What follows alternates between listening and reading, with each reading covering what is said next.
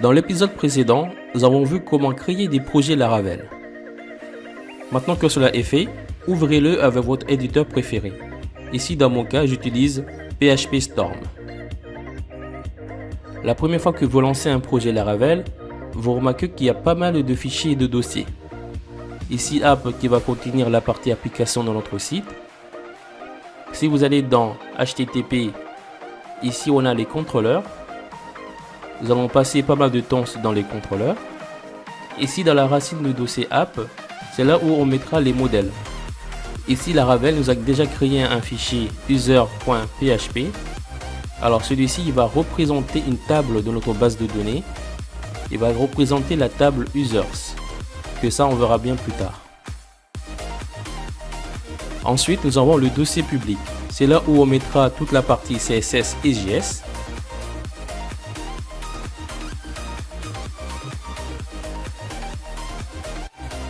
Le dossier ressources. Ici, dans la partie view, on mettra toute la partie vue de notre site. On passera aussi pas mal de temps dessus. Et aussi dans la partie route.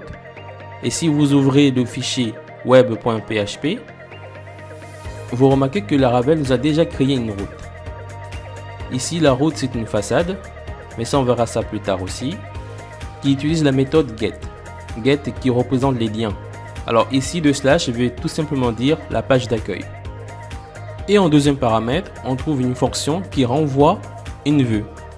Ici, la vue, c'est le fichier webcom qui se trouve dans la partie view des ressources. Alors, pour voir cette page sur le navigateur, on peut lancer une commande Laravel. C'est php artisan serve qui va lancer un serveur. Ici, ça sera sur le port 8000. Je copie. Alors, vous pouvez remplacer les 127.0.0.1 par localhost. C'est la même chose.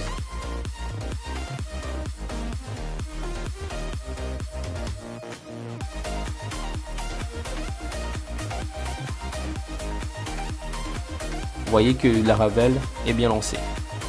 Alors, je peux couper le serveur avec la commande CTRL-C. Et si j'actualise, vous voyez que la page n'existe plus. Ou sinon, on peut aussi lancer Laravel avec un autre port. Pour cela, je fais php artisan serve --port égale. Ici, je tape 555 pour aller dans le port 5555.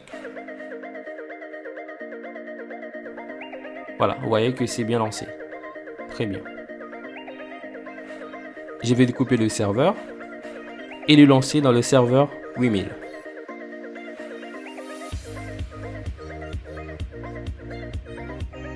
Voilà.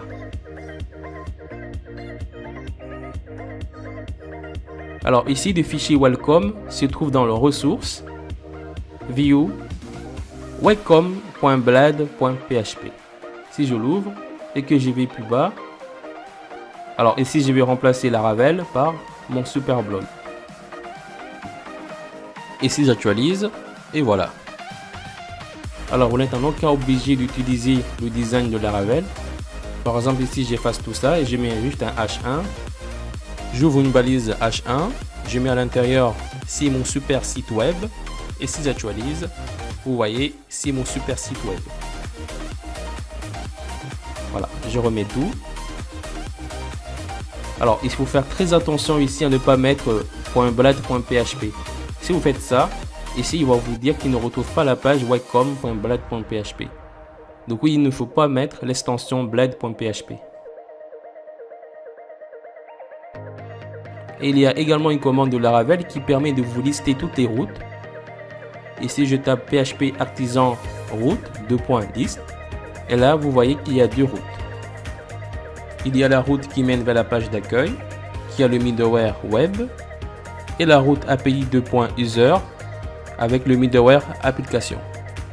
Pour savoir où se trouve cette route application, il suffit juste de cliquer sur le fichier api.php et là vous avez cette route. Si je l'efface et que j'actualise, vous voyez que la route n'y est plus.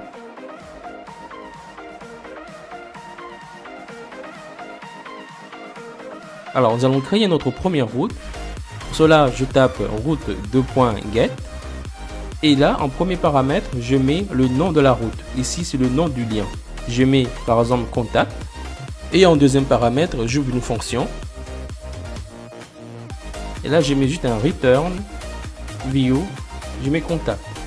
Et là, il suffit juste de créer le fichier contact.blad.php dans le dossier view.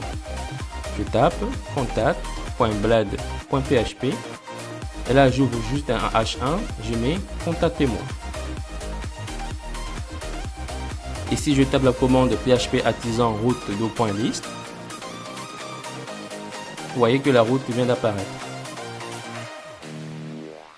Et pour voir ça sur le navigateur, ici à la fin, je tape /contact. Et là, c'est marqué contactez-moi. Alors, je vous conseille de prendre les bonnes habitudes et de ne pas balancer tous vos vues dans la racine du dossier view. Par exemple, ici, je vais créer un dossier contact qui va contenir toute la partie contact de notre site. Et je vais déplacer le fichier contact.blad.php à l'intérieur du dossier contact. Et si j'actualise, il me dit qu'il ne retrouve pas le fichier contact. C'est normal, ici je mets juste le fichier contact /contact. Et si j'actualise, vous voyez que ça marche. Voilà, je vous conseille de toujours prendre cette habitude, de toujours bien classer vos fichiers afin de bien vous retrouver. Voilà, maintenant je vais effacer tout ça, ainsi que le dossier contact.